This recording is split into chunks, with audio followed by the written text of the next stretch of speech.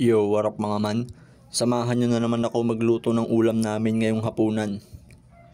At syempre, bago tayo magluto, magkakape muna tayo. Dahil hindi kumpleto yung araw natin kapag walang kape. Sakto yan sa maulan na panahon. Ayan o, sakto mo. Yun o, umulan pa o. Sarap taga magluto na ito. At yan man, huwag na natin patagalin. Bumili lang pala ako dito ng 4 na pirasong tokwa. Tapos halagang 150 na karne ng baboy. Sakto na yun man, pang ulam namin ngayong hapunan. At yan man, hiniwa ko lang ng pa-cubes yung tokwa man. Ganyang hiwa lang. Tapos isunod nating hiwain yung sibuyas. Hiwain natin yung magkabilang dulo. Yan o. Tapos hubaran natin man para mahiwa na yan. Tapos yan man, hiniwa ko lang ng pa-cubes yung sibuyas man. Kagaya lang din ng tokwa. Ganyang hiwa lang. Okay na yan man. Tapos yan man, habang naghihiwa pala ako dito ng sibuyas, bigla akong may naisip gawin.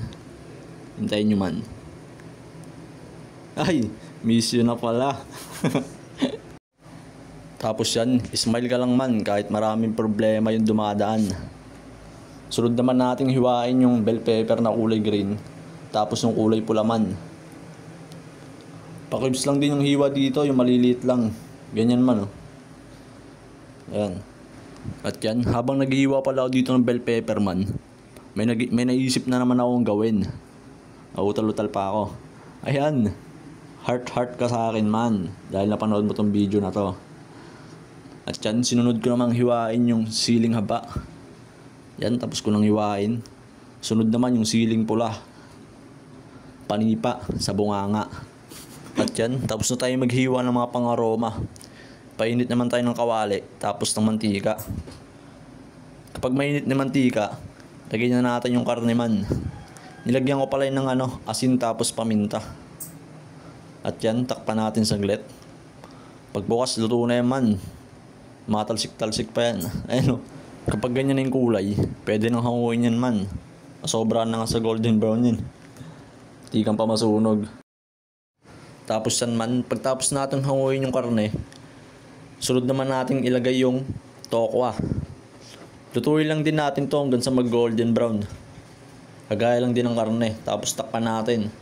At habang hinihintay natin maluto yung tokwa, gawa naman tayo ng sauce naman. Naglagay lang pala ako dito ng toyo, kalamansi, oyster sauce, tapos at kalahating asukal. Tapos yan, haluin natin. Ayan, tatapon pa. Haluin lang natin ito man hanggang sa malusaw yung asukal niya. Balik naman tayo sa tokwa. Kapag ganyan na yung kulay man, pwede nang hanguin yan man. Nilagay ko na rin pala sa yan, lalagyan ng karne. Kasi sabay rin natin isang kutsa yan para isahan na lang. Tapos bawasan natin mantika. Naglagay pala ako dito ng margarine man. Hindi ko lang nabidyuan. Tapos nilagay ko na yung mga pang-aroma. Sibuyas, bell pepper. Tapos yan, konting halo. Lagay natin yung siling haba. Tira tayo ng konti para mamaya. Ayan. Tapos yan, halu-haluin lang natin man. Tapos ilagay natin yung ginawa nating sauce kanina. Ayan o. Pampasarap yan man. Tapos konting seasoning oil. Halu-haluin lang natin to hanggang sa lumapot yung niya, texture niya. Ayan. Kapag ganyan yung texture, lagay na natin yung mayonnaise. Isa't kalahating mayonnaise pala yung nilagay ko dito. Tapos yan, halu-haluin lang natin hanggang sa makuha nyo yung tamang texture nya. Ganyan man. Pag ganyan na, patay na natin yung apoy man. Tapos lagay natin yung tirang sibuyas, siling haba, tapos siling pula. Tapos lagay natin yung tokwa, tapos karne. Tapos halu-haluin lang natin man. Hindi ko alam kung matatawag pa tong pork sisig with tofu kasi mas marami yung tofu. Kaya tatawagin ko lang tong tofu sisig with konting pork. Tapos yan, okay na yan. Tikman na natin yan.